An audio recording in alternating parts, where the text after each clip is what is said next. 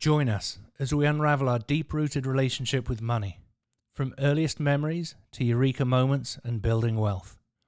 Birth to net worth, with me, Tristan Trenberth. Good afternoon and welcome to another edition of Birth to Net Worth. Wonderful guest we have here. He's just moved recently to the Phoenix area, and we're lucky to have a father, entrepreneur, investor, Michael Guthrie, who is just taken to this area and is raising a lot of capital for a lot of projects. That's one of his key skills, but I won't spoil the fun. But Michael, thank you so much for joining us today. Absolutely. Thank you so much for having me, Tristan. I appreciate you bringing me on. Of course. So, Michael, we met, I think it was at the Winkles event probably about 2 years ago now, when you were down in town. I think that was around the time you moved down or shortly before.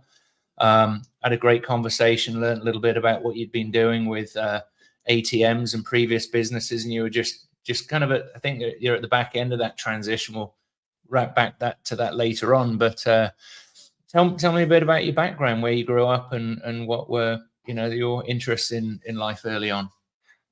So I was born in Tennessee a long time ago. We don't need to get into that part, but born in Tennessee a long time ago, moved to Denver as a younger gentleman. And as we got into like second, third grade, my folks moved us up to northern Idaho.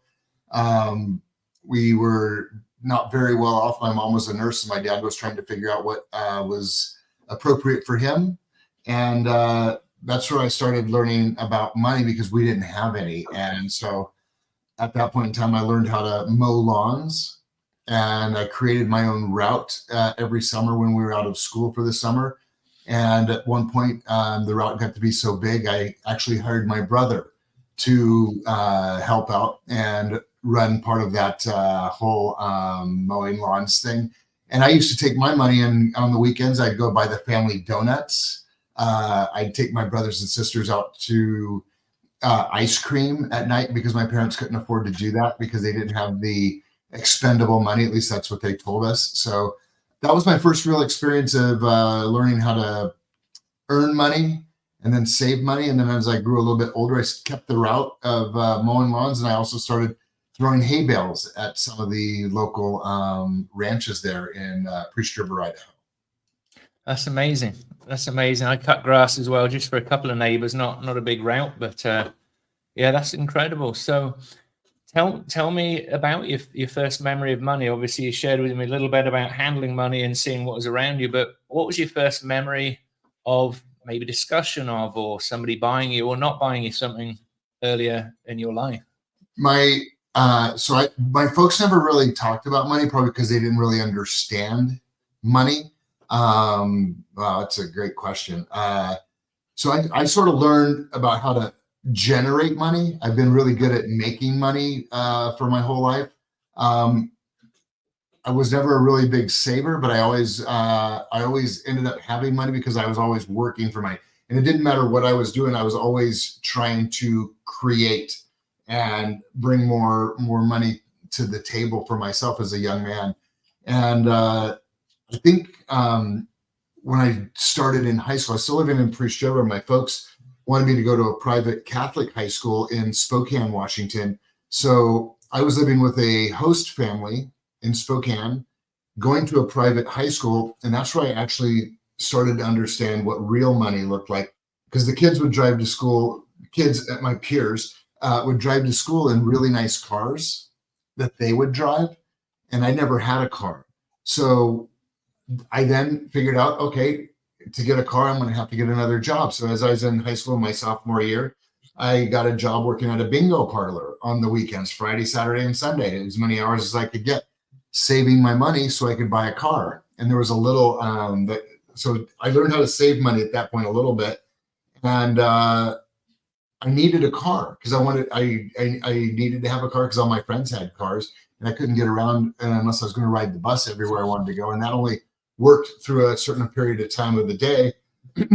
So I kept working at this bingo parlor, and about after 4 or 5 months, I'd saved up $2,500. And what did I do? There's a used car lot right across the main road, about 2 blocks from where I went to high school, from where I would turn in to go to the high school every day. and they had a car on their lot that I wanted to buy. And it was my very first car. It was a Porsche 914. Yeah. Wow. Probably the poor man's Porsche, but it was a Porsche nonetheless. And that was my very first car because I learned to save money. I love that. I love that aspirations. I mean, in my childhood, I used to walk to my grandmother's house on a Wednesday. She'd make Cornish pasties every day, and there was a Ford dealership on the way to her house. And it was back in the day where American cars, the American Ford collection wasn't the same as it was in the UK. And there was this Ford Cosworth that was, out. It was the fastest turbocharged thing. And I got to know a lot about these things, but a bit younger than you were at that time. But I love that story, the relationship, and yeah, it's a Porsche nonetheless. Right? Yeah. My mom's like, how can you afford to buy a Porsche? And I'm like, it was only $2,500. Yeah. I was 16. I was old enough to drive it, and I had to get somebody to sign on it with me because I think they wouldn't allow me to register because I wasn't 18. Right. So I had to get my mom to sign on the car for me, but there was no way. I'd already given the guy my money, and then he told me I had to have somebody over 18 to sign, and that's when I got my mom to come by and sign off on it for me. Fantastic. Learned about insurance and everything else that comes with owning a vehicle at that age, and I wasn't prepared for insurance, but I had a job, I had a car, so I figured out how to get insurance. Fantastic, and no doubt premium gasoline as well at that age. Absolutely. Yeah, superb. So, so that's a great segue into sort of your entrepreneurial needs, because you saw around you there was a lack, so you needed to create to fill maybe it wasn't seen as a void, but an opportunity to generate something that could fill in something for you, to generate something that you were looking for where it wasn't around you. And both of us being parents, we know the responsibilities financially and otherwise for raising kids. So if it isn't possible or it's not coming in the way, there's not a lot we can do about it unless we get some of these obstacles and hurdles out of the way. So I love going out there and getting jobs. I remember my first job, I ended up buying a watch at the end of the summer. That was my symbol of, it was a Citizen watch with a Cadbury blue dial, chronograph. And I think it's still in my brother's attic in the UK right now. It doesn't work, but it's still the symbol of my, my hard work for that summer and the thing that I accomplished after that year, That's beautiful. So I think it's important to remember those things, and especially share those with our kids as well. I haven't had the opportunity to share the story with them. Now they're 17 and 19. They're probably ready for that when they probably weren't 10, 15 years ago, For sure. They'd more enjoy it today and understand it. Yeah. So from mowing lawns to, working the bingo place through high school, what was then your next step? Did you head to college and kept working? I presume you kept working, first, second jobs maybe throughout until you got into your career. So interestingly enough, I was not a very studious student. So college was not really in the cards for me. So I joined the military, and I joined the military to get a specific skill so that I could actually have a better job without having to go to a 2-year or 4-year college. So I joined the military and went into the Army. I ended up going into the X-ray technician field, became an X-ray tech. I was in the service for about 6 years. So the whole thing always stuck with me that if I could get paid to study, then I was doing it because I was studying to do the job because they were paying me to do it. So my whole life ended up funneling around doing something specific, a specific task that I was learning something while I was also getting paid to learn. So I was in the military for about 6.5 years. I spent some time at Fort Sam Houston, Texas, which is in San Antonio, at the Academy of Health Sciences, where I learned the skill of being an X-ray tech. During that time, I'd gotten married to my first wife, Michelle, and we had our daughter, Alexis. That was 1990, on November 4th, 1990. She just had her 34th birthday a few days back. And got out of the service like 1996. By then I'd been divorced, and met Samantha at that point in time. Alexis, I guess, let me back up. I got divorced around 93 because Alexis was 3 years old when I started dating Samantha. And Samantha has been in Alexis's life since she was 3 years old, and got out of the service and didn't really have a job. I had to wait to get my X-ray license in the civilian world. You didn't need one in the military because they had trained you and you could work on military, other military people that were in the service without having to have a license. But once you get out and you're dealing with civilians, you actually have to have a license that's issued by each state. And so I got out of the service and immediately picked up a job doing security because I couldn't get a job doing anything else. And then I picked up a job working with Williams-Sonoma doing phone sales during the holiday hours. And all the while I was getting the extra credits, college credits I needed to get my X-ray license in the civilian world. And literally a couple of years, within a year or so, I got my X-ray license. And then I started doing that full-time for a number of different shops, John Muir Hospital, University of California, San Francisco, you name it, I was working for them. Then I went out and got my MRI license so I could do MRIs, because then I wanted to continue to climb the ladder of pay because I didn't want to just be stuck in one modality doing that. And as I started doing MRI, a friend had reached out to me and said, hey, there's this new business. It was like 1997. The networks for banking had deregulated.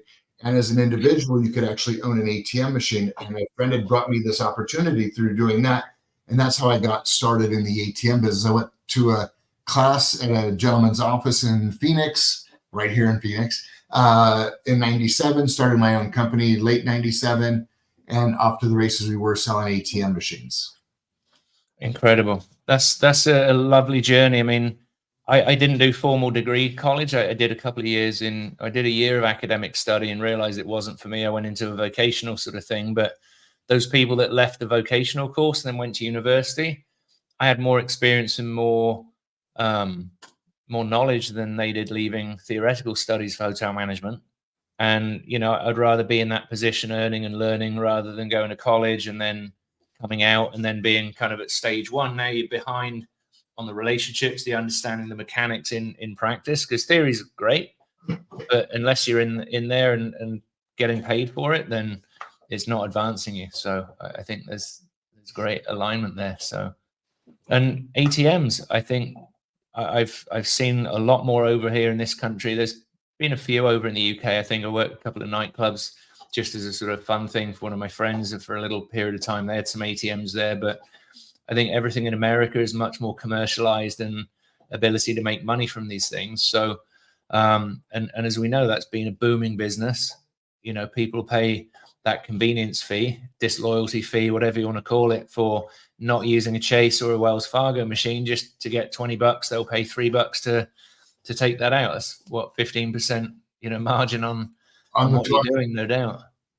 Absolutely. And it just I was doing MRIs part-time or full-time, and then on my days off, so I would work 10 or 12-hour shifts. So I'd work 2 or 3 days a week doing the MRI, and then I would be out on the streets knocking doors at every convenience store, liquor store, gas station in the Bay Area of California, because that's where we lived at the time, placing these ATM machines and selling them. I couldn't wait to get another one sold, and then it would show up, and then we get it bolted into the ground and get it up and running. All of a sudden, now we're making money.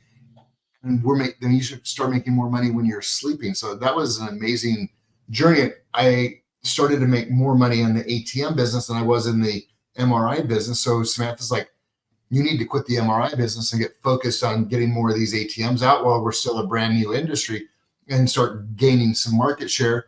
So kept us hustling that business. And all of a sudden it was making a lot more money than Samantha and I combined were making per month. So she ended up quitting her job. And the funny thing about it is, our very first ATM machine that we bought personally, we put on her credit card because I didn't have a credit card. I'd gotten out of the military. I didn't have really great credit. I had bought my car on a car lot where they allowed you to make payments, but I made one payment because I didn't want to make payments. So I never really had credit. She had a credit card. So we bought our first ATM machine on her credit card. So she became the president of the company. Plus, There's some other things with me being a father of a daughter of a divorced relationship that we wanted to protect our income on that end. So I became an employee of our company. She became the president, and we've operated that company now for 20 and a half years, and we had an exit on that May of 2023.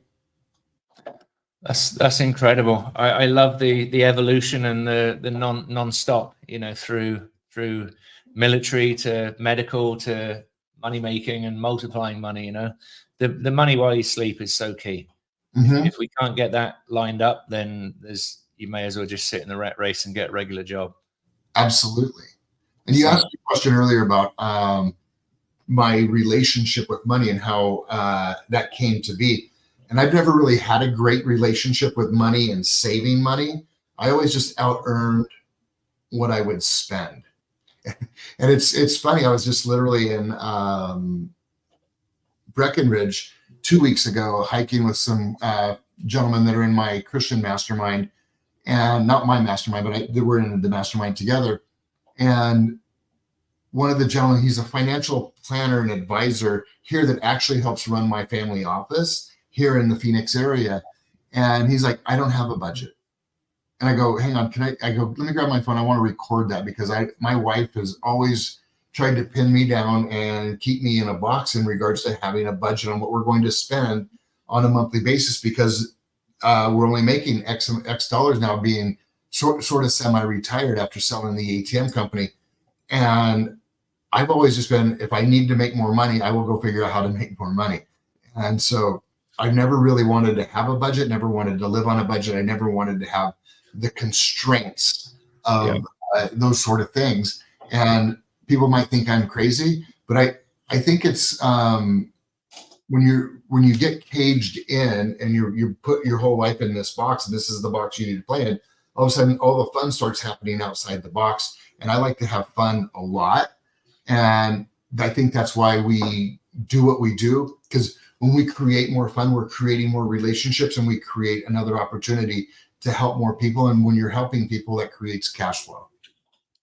I love that. Yeah, relationships that create impact and are impactful on ourselves and others as a result are key.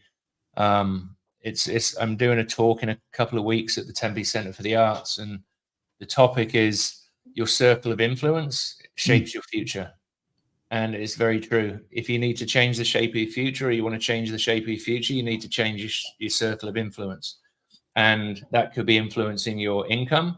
That could be a budget potentially, but the budget needs to change when your fun levels or whatever it is that you're wanting to do change as well as a result. Absolutely. And Tony Robbins says it best. You are the 5 people you hang out with. So if you want, if you have your circle of influence and those 5 people aren't helping you get to the next level, if you're the smartest guy in the room, I'm sure Tristan, you're in the wrong room. We got to get in rooms where we can be influenced and brought up and help bring others along with us. But we want to be in rooms of people that are influencing us to take us to the next level also. It's just, I didn't really realize that in selling ATM machines, because all we did was keep pounding doors and selling more ATMs. And literally we get to about this time every year for the last 26, 27 years. And we'd sit down over dinner and a glass of wine, and we'd break out a sheet of paper and we'd write our goals for the next 12 months. And Samantha's like, what's your big goal for the next year? And I go, sell more boxes. She goes, that's it? Just more boxes? How many is more? And I go, how about another 150 next year? I go, I'll commit to selling another 150 boxes next year. And when I say box, I meant ATM. Yeah. And every time I put another ATM in the ground, based on the amount of revenue we were generating off I think at the time we really started getting into budgeting, or not budgeting, but planning, we probably had 600 or 700 ATMs in the ground. And when we sold, we had a little over 8,000. And we could average it out. And we go, okay, for every ATM you put in the ground, you are going to generate X number of dollars in revenue. So if I could do another 150 ATMs a year, that puts another $15,000 to $18,000 a month in my pocket. Yeah. Every single month. Yeah. You only had to sell the ATM, that new ATM machine once. But if I sold another 150, that's another $18,000 a month. So say it's $105 to $110 a month in revenue per ATM. Mm. And you go, okay, I'll put another 150 units out. You actually know where you're heading financially. So you have to look at that the same way when you're in these spheres or these circles of influence of people. If you're in a group of 5 and you go, okay, this person can help me get to this next level, income wise or spiritually or whatever it is you're looking to do, that can really take you to the next level without having to do a whole lot of work, because they're going to help you shorten your learning curve to take you where you want to go. But you're never going to get there if you're the smartest guy in the room. You're going to be dragging a lot of people, and it's a lot harder to drag people than to be pulled by the people that's influencing. Yeah, especially if those people aren't necessarily motivated to take the action and be inspired to do it. They're maybe, more in survival than they are inspired action. And that's where I define the difference between motivation. Motivation is survival action, where inspiration is, something that you're compelled to do, something you're inspired to do through a thriving context. It's funny you mentioned Tony Robbins. I heard him this morning. He was on somebody's IG, and it was, stop managing your circumstances and start creating your life. Become the creator of your life. I think that's how it was put. Yep. And I think that we can look at, like you said, spiritually, financially, emotionally, otherwise, many areas of life that we can look at that in the context. Are we just managing what we've got, or are we actually designing and creating and taking that inspired action to get to the places that we choose to be? And we also got to remember that's only a horizon. The projection is a horizon, whether it's revenue or dreams or outcomes. It's always shifting. At 30,000 feet, yeah, I can not yet see the United States from the UK flying over, but then we got to make sure that we change course to make sure we at least hit New York, at least the United States. But then by the time we get there, it's like, wow, shit, there's something going on in Dallas. So I want to go there. So the horizon changes. And unless we're aware of, well, I'm not going to New York, that's the only place I wanted to go, we're missing other opportunities that are in our peripherals that we may ignore by being attached to certain outcomes as well. Absolutely. And part of that is you can have a course and you could be 10,000 miles away or 10,000 days away, and all you need is a 2 millimeter shift in your course, and all of a sudden your outcome is going to be completely different. Yeah. And that's another one of Tony Robbins' famous things is you only need a 2 millimeter shift to make a complete difference in your life. Yeah. And you don't have to eat the whole apple in one bite. Yeah. That's why they always say, take a bite of the apple. Don't eat the whole apple, because if you try to do everything in one fell swoop, it turns into overwhelm. And there's nothing worse than getting overwhelmed in what you're trying to do and then stop doing anything. And I see that so much in a number of entrepreneurs, and that's why they fail, is they go, I need to make that $1 million so I can buy that Ferrari or I can buy that thing.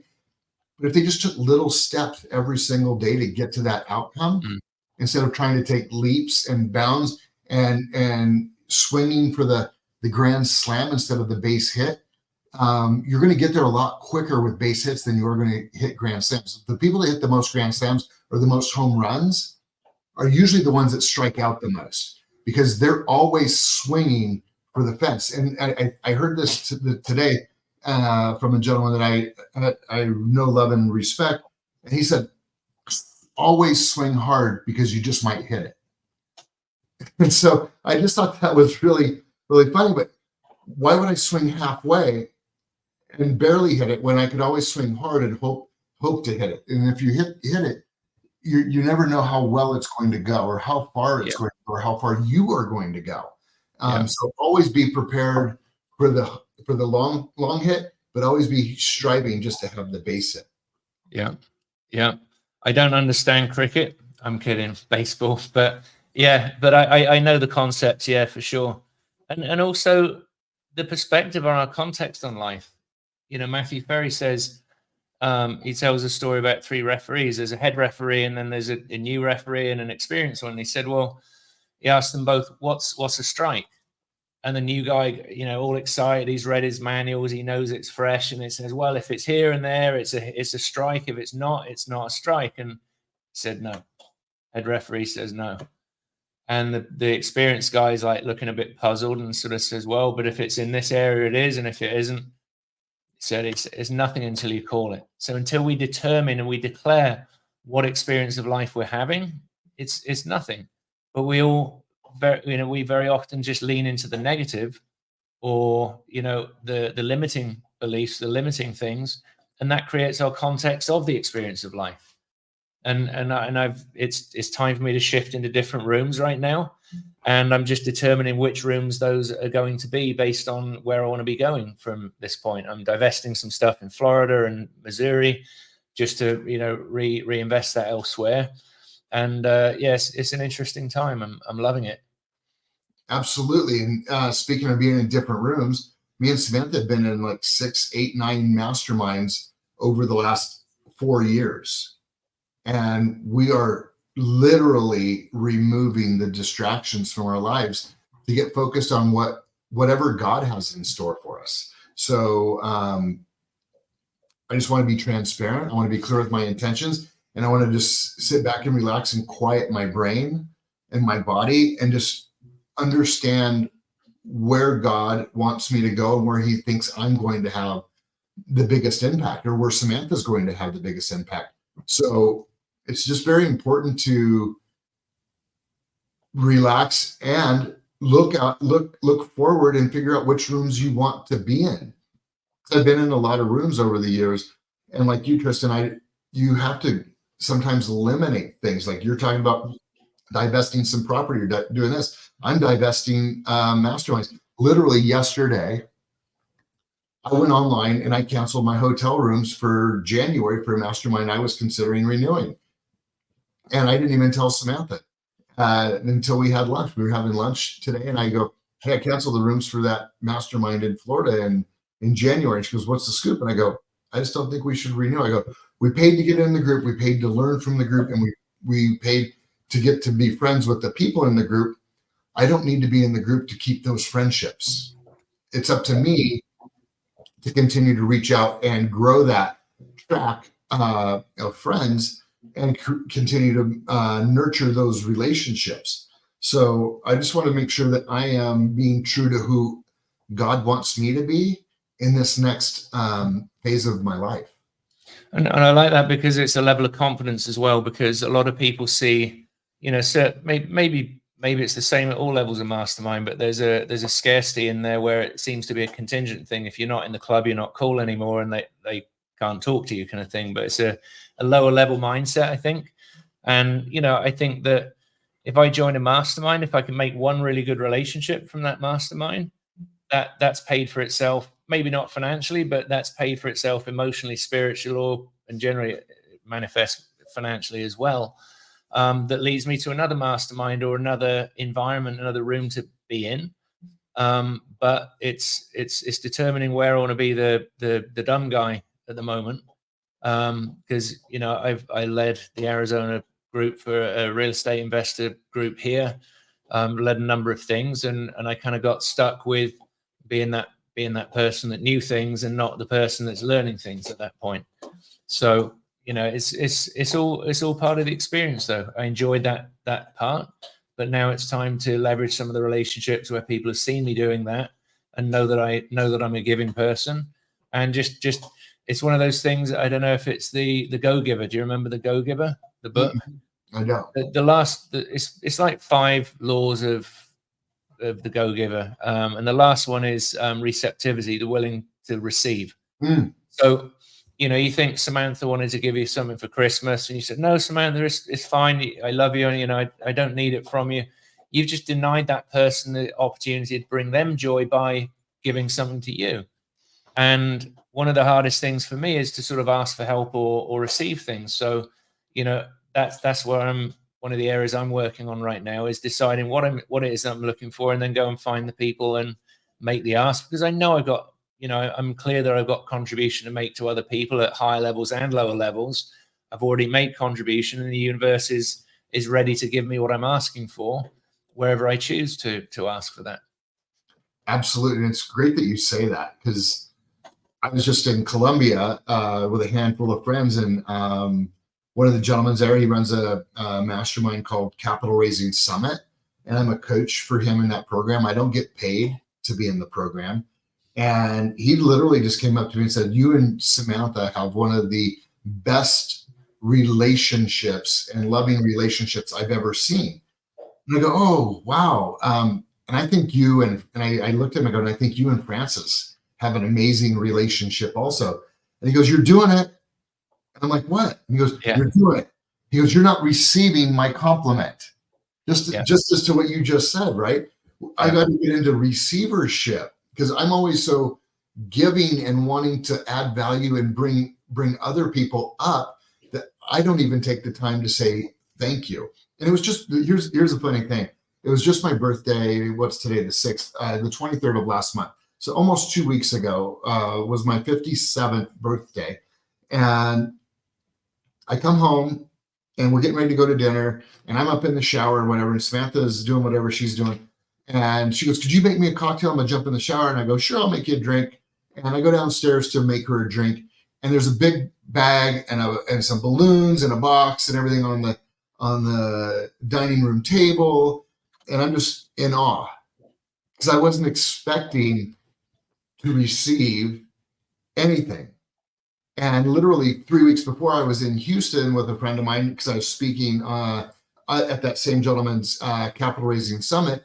And I tried on this beautiful Versace robe at Neiman Marcus. And my buddy had taken some pictures of it in me and sent them to my wife. And my wife's like, "Do not buy that. You don't even wear the robe you have." And come to find out, she bought me that robe, and it made me cry. And I received that with joy on my birthday. Yeah. But so often as hunters and gatherers, we're hard to stop and say thank you for someone else giving something to us, and we're so busy out there gathering things to give to others. And so I love that you brought that full circle, and that's just beautiful. That's a reminder for all of us that when somebody brings you a compliment or pays you a compliment and wants to just say, "Hey, you're an amazing person," we just need to take a deep breath and just say thank you and receive that And feel it. and feel it, right? Yeah. Do you ever find when you don't respond with, "Oh, you too," that there's an awkward moment where somebody says it because they expect it to be returned to them? They're fishing for a compliment. And I think that's a huge indicator for me as when I'm talking to people, is it's not that I'm waiting to make that test on people, but it's interesting when you come across that and you feel that feeling of, oh, they wanted me to tell them I love them because they told me they love me, or whatever it is in business that they appreciate about somebody, that they're looking for me to tell that. And then you see it with them talking to everybody, that they're fishing for something for everybody, because there's an insecurity or something that they need that to feel good, because they're not hearing it for themselves, to themselves. Totally agree. So here's a question for you, Michael. So in my journey, kind of acknowledging my own accomplishments can be a challenge. Self-receptivity, I suppose.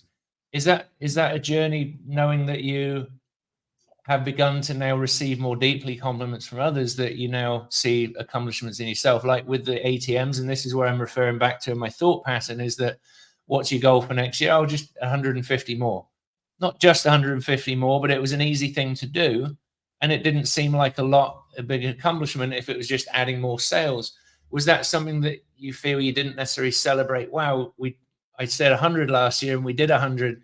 Let's celebrate that. Let's make it 150 this year. Was it just kind of a brushed over on that accomplishment onto the next thing? Because I know when I finish something, I don't stop to celebrate and give everyone that was involved a certificate for attending. I'm not just on to the next thing, and okay, that's over now, So that's a really, really good point that you make. And I learned this, and then I heard about it, and it was explained to me at an event that I was at, in another mastermind that I was at, is as an entrepreneur, we go out and we achieve certain things. And if you're a great entrepreneur, every time there's an achievement, there's a celebration. Every time there's an achievement, there's a celebration. But in the circles I've ran in, and I don't know about you, Tristan, but in the circles I've ran in, I achieved this. And the very first time I sold an ATM, I felt really good all evening. I'd sold it, I got paid, I put in my order, and that was amazing. I'd broken the seal. And then I sold another one, and that was great. And then I sold another one, and that was great. But I wasn't celebrating those. It was just great to keep clunking along, right? And then you get to a point where all of a sudden you don't have to really worry because there's so many of them out there, and there's plenty of money coming in. And you sell another one, and it's no big deal. You sell another one, and there's no celebration. We sold the company in May of 2023. Took our employee that she was a remote employee. She actually lived here in Phoenix. We were still living in California at the time. She lived here in Phoenix. We took her to lunch, wrote her a check, gave her a bonus, and gave her a job at the new company. And me and my wife went home, and we're like, what's next? We didn't go on a vacation. We didn't go buy a new car. We didn't go spend a lot of money on ourselves. We didn't go do anything fabulous. We were just like, what's next? And that's the tragedy of entrepreneurship, because the more you do, the more you expect. And every time you hit a milestone, you're looking for another one. I go, so you hit your goal, because we're coming up on New Year's. And let's just say everybody here raise their hands. We're all going to do our New Year's diet, and I'm going to lose my 30 pounds. I've lost 31 pounds. Do I celebrate that? Probably not. It's just another day.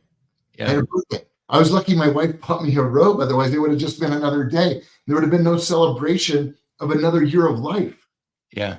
Which was totally, totally crazy. And I'm so glad you brought that up. It's such a great point and good thing to emphasize on is so many of us achieved so much, but we never celebrate those actions. So then we never associate accomplishment with getting to a goal. We hit a goal and we're like, clearly I didn't set the goal high enough. Now I got to raise the bar because it was too easy, or it doesn't even make a difference to us anymore. And we just take off and go, what's next? And that's it's almost like the horizons moved. See, that goal is insignificant. Now you're passing over it. Now you're already looking at other goals on the horizon, and now those things don't move you anymore because they're either happening or they've happened. Right. I mean, I'm gonna circle it back to my first capital raise, raising capital on a 154 unit deal in Dallas, Texas. The partners were like, one lady's like, I can raise $1 million. The other lady is like, I can't raise anything. And so they put the $5.5 million raise on my shoulders, and I'd never done a raise before. So I just get on my little phone here and I start texting my friends. And then I was like, I've been investing in apartments for a while and you've always wanted to get in on the deals. Well, here's the deal. I'm now a general partner. I can bring you in on the deal.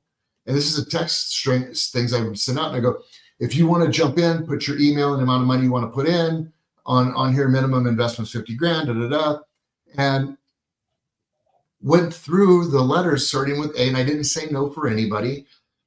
And by the time I was at the letter G, I'd had about $6.5 million, $7 million committed. And I was like, okay, we have an opportunity here. So we go live with this apartment complex webinar. And a couple of days later, our portal's live and we can start raising money to close on this asset. And I raised this $5.5 million in 4 days. Wow. 6 days in, all that money's in the bank. I'd had all the commitments, all the PPMs filled out in 4 days. It took a couple more days to get all the money in the bank. Did I celebrate? I bet you didn't. No. I got asked to be on another team. Literally, I was in Park City at the Montage at a mastermind, and one of the ladies there had signed up that morning, gave me the last 500 grand I needed. One person wrote it. She's like, I'm going to give you 500,000. So she put 500 grand in, which got me over the hump to closing the amount of money I needed to raise. And I put out an email. I went to my assistant. I go, hey, we've raised the money. I go, now it's time to take the celebratory email and send it out and say, we're fully subscribed. We don't need any more money, but we are starting a wait list if anybody would like to get in. She sends it out. I literally, within 15 minutes, another gentleman that was raising capital at the exact same time needed another 900 grand, picked up his phone and he calls me and he goes, Mike, I need some help. I still need to raise another 900 grand. I got your email that you're fully subscribed. If any of your investors want to jump into my deal, I'd love to have them. If you could help me raise this money, I'll make you a partner on my opportunity, blah, blah, blah. All my money wasn't in the bank yet. Yeah. I can't jump onto another deal. Because if I start putting out another opportunity without having the cash in the bank on this one, the investors are going to start asking questions, which one's better? Yeah. Which one's better for me? And I'm like, so I had to say no. But it was one of those things that was like, that was done for me. Phone rings, opportunity, on to the next if I wanted to. Yeah. I had to have the discernment to say no. Yeah. No. And I didn't just say no, I just said, not yet. Yes. Yeah. And celebration? No. Yeah. I just made it my very first capital raise. Huge accomplishment. Yeah. According to everybody else that I know in this business. What's kind next? of unheard of that What's much next? on a first raise, right? Exactly. What's next? That's Yeah. what I said. What's next? Crazy. Yeah, I love that. It's amazing the power of your phone book and the power of your communication of yourself through opportunities, because the opportunity could be the best, but if it's not communicated with confidence and clarity and without conveying that without that rapport in place, it's very difficult. And once you've got people on the hook for their investment, you got the soft commitment, then you got the hard commitment when it hits the bank. Man, I bet that's incredible commitment. I know on the smaller single family stuff I've done, just getting PMLs for entry fees, renovations, that sort of thing is a win. But again, it's not like it's been okay. It almost feels like you're taking away from the pot, spending the money. Not that I'd spend the investments money, but do you know what I mean? Mm-hmm. My return's already going out before, but it is important to have that feeling, because then you want to cultivate more of those feelings by having more accomplishments. I'm listening to the 80-20 principle with Michael Koch at the moment. Is it Michael Koch, the Brit? I'm not sure who's the author of the 80-20, but it's alive and well in every group you join. Yeah. 80% of the deals are done by 20% of the people. And even in that 20% top level tier of people that are creating 80% of the income, yeah, the top 20% in that 20% are creating 80% of that top income. Yeah. So the 80-20 rule is always alive and well. And sometimes I've seen it even, I want to say 90-10. 10% of the people are making 90% of the money. If you look at our I'm going to digress this for a half a second here. If you look at our income tax system, 95% of all the taxes paid in the United States are paid by less than 5% of the population. Yeah. By the top 5% of the population. And here they are, they're talking about wanting to tax them even more when they paid 95% of the bill already. Yeah. Yeah. And, I think we could get political if we're not careful, but people don't realize that it's the top 20% of, wealth that pays 80% of the tax, yet they're complaining about the lower percentage of taxation in some of the areas, or the amount they're paying personally, but the businesses they're creating and the corporations they have are paying those taxes, Completely. Yeah, I don't want to get political here. It's not that's what we're here for. Maybe we'll cut that bit out. But I think we're the other side of a special day where it's probably not so much of an issue now. I hope so. Today's a special day. Yeah. So I love this conversation. It's amazing. I wish we'd done it in person, but we'll have many more in person, no doubt. Absolutely. So what are you and the family working on right now? I know you mentioned you're doing a raise currently. If we put primary business aside, because you're in kind of semi-retirement, you're doing things because you enjoy doing it, because it's a pleasure. What are those things that are not business related that are now stimulating and inspiring you and Sam to, to be and do the things that raise capital, that increase your ability to make impact in your lives, the lives of your kids, and the world around you? Well, we just literally bought our house in late May here in Scottsdale, and we joined the club, and we've been traveling a lot since we bought the house. I have one more trip this year, and I don't have any trips planned between now, other than the one between now and the end of January. So working out, going to our club and hanging out and getting to know our neighbors. They have wine nights in the park right out here outside of my office. And so getting to know more people and our neighbors. I want to really focus on that. I want to focus on taking some time for me and Samantha to go golfing, ride our bikes, learn how to play pickleball. I mean, this is the time where we want to just settle in and work on our bodies. We get up in the morning and go to the gym, and then I read my Bible every day. And I just want to be honoring this temple that God gave me and get it into great shape so that I can live long. My daughter's pregnant with our grandson that's going to be coming February, March timeframe. So looking forward to that. I want to be around long enough to spoil him, to mess him up for her, like she messed up herself for me. No, I'm just kidding.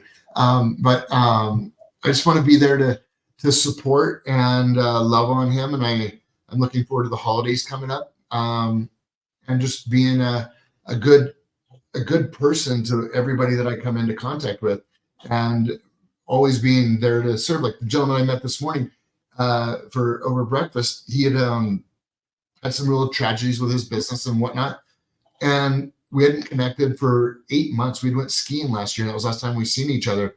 And just out of the blue, I thought maybe I should call him. And we sat down and I'm like, what can I do to help you? And he's like, things have actually turned around in the last 9 days. He's like, I've had 9 miracles in 9 days.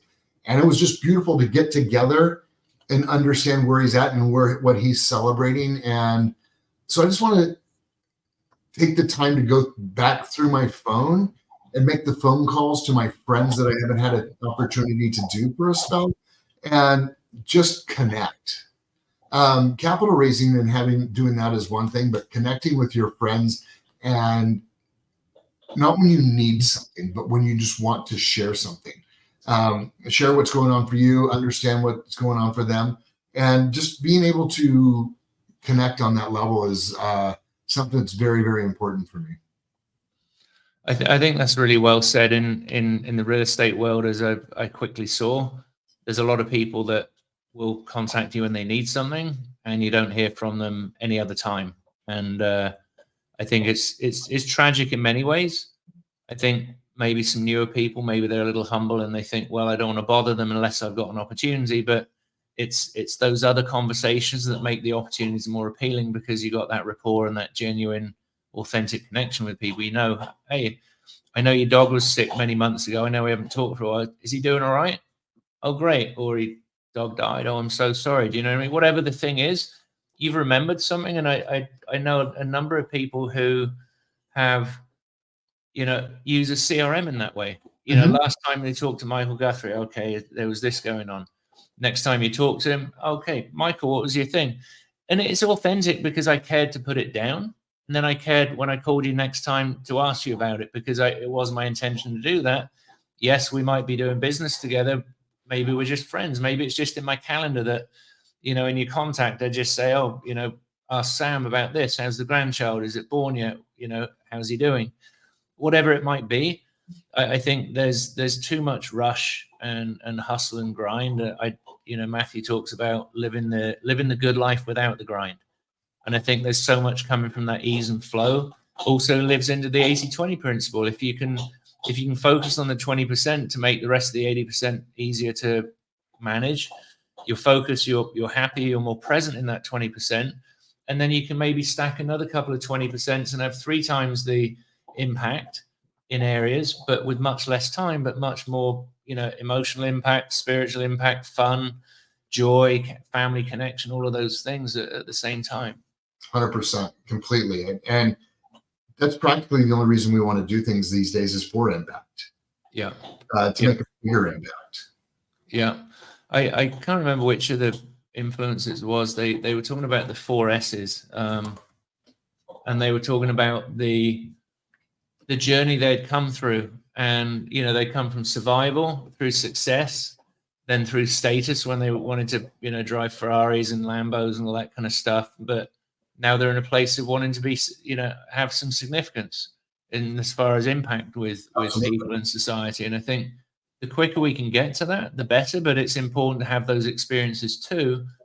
And I think that's maybe where, my traitor or humble, I suppose, is it may be one of those areas I don't want to be seen as one of those flashy fuckers out there, excuse the French. So I'm not celebrating the wins because it looks like I'm tooting my own horn or, blowing my own trumpet kind of thing. So it's kind of a humble at the same time as not looking like other people that I maybe don't see the alignment with it. I don't relate to it. So I think it's important to look at where those things come from. What was I going to ask? There was a train of thought I had and it slipped.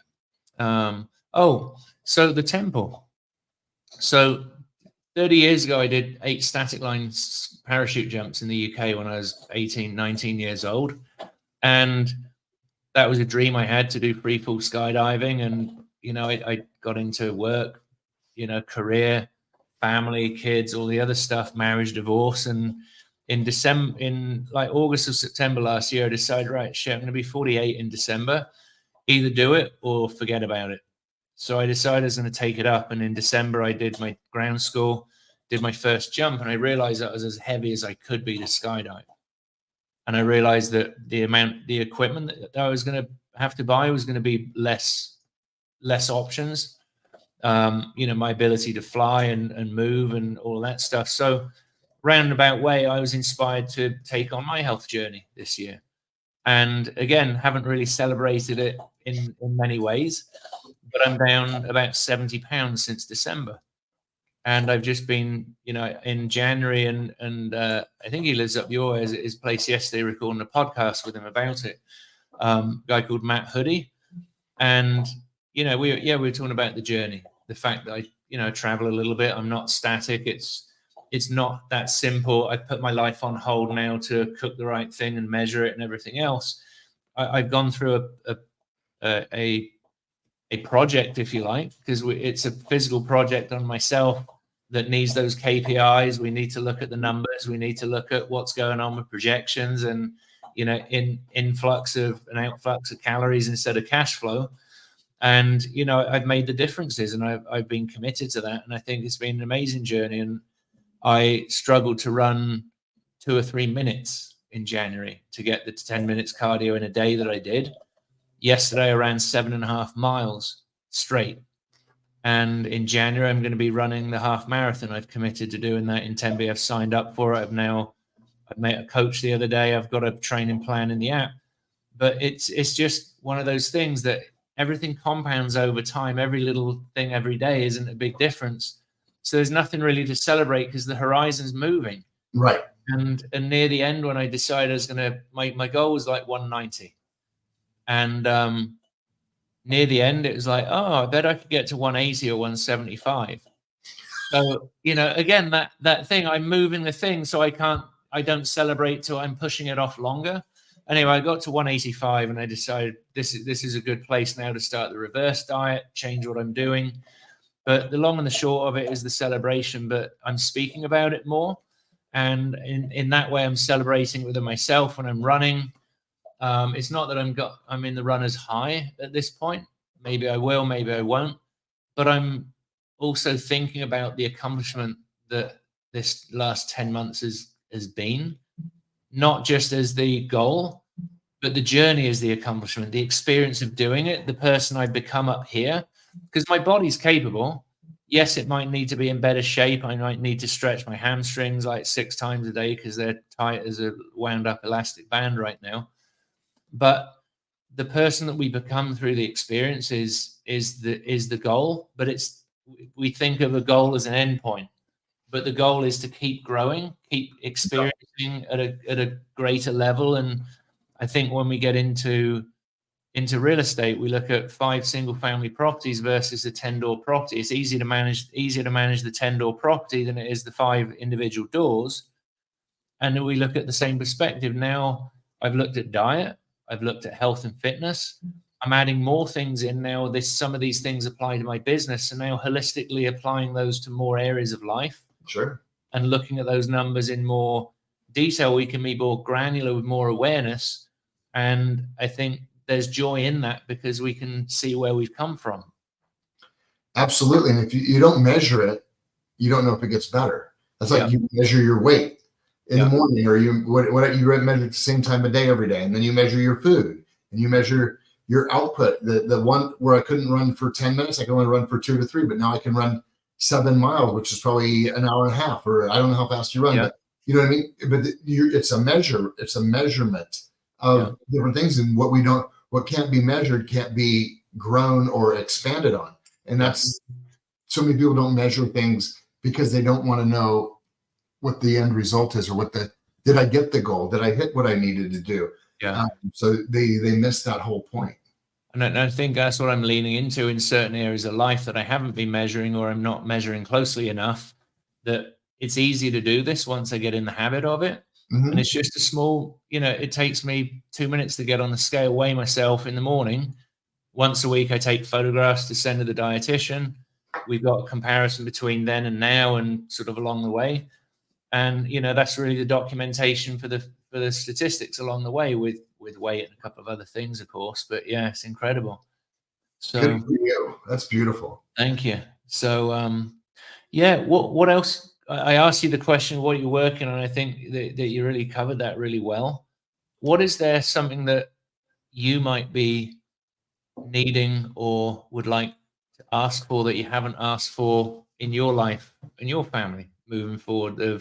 You've really got everything you need around you, but what does the person that have everything want, or what would they like to have that they maybe don't have? And it's not necessarily a financial or a material thing.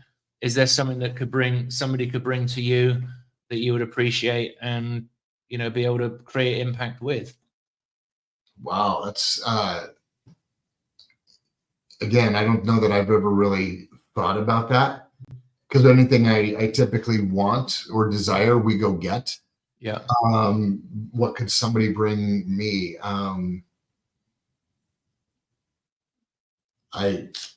I am at a loss. That is an amazing question. Maybe I'll ask something different then. Yeah. Is there a cause that you stand behind? Is there something you're passionate about in life that isn't a financial thing, but is, I know Corey down the road, he's part of a couple of organizations locally and supports those. Maybe there's something in your world that's meaningful to you that you support and would like to raise awareness of, that people could support them through you. Yeah, I'm really passionate about liberating children from sex trafficking. I just spent some time with Paul Hutchinson, who was the producer of Sound of Freedom, the movie, and me and my wife have given a lot of dollars to that, because it's important to these kids that get sold into slavery figure a way out, and once they're out, how do we get them to stay out? And so they were never meant to be the new drug that can be resold over and over and over again. So it's really sad when I've seen it, and I just want to make sure that I'm going to do everything I can possibly do in my life to help that cause. And I have a number of friends that have joined in on that crusade with me.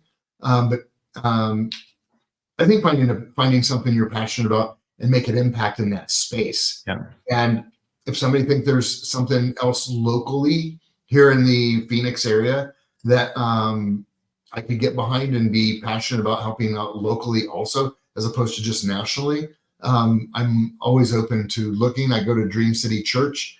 I support them. They have, I think, 12 or 13 different safe houses and centers to help children that were trafficked to get back on their feet and get going. So They have that at our church already. So helping build out some of those places with funding. I'm really not the hands-on guy. I'm more of a check writer, if that's the right way to say it. And God calls us all to do our part from wherever we're at.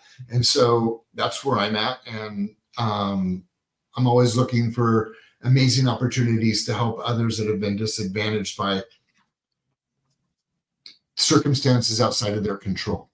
Fantastic. I love that. Thank you, Michael. And I've got a couple of people I might suggest shortly. I'm speaking at Tembe Center for the Arts in a week and a half or 2 weeks, doing a TED style talk with Deb Shapiro.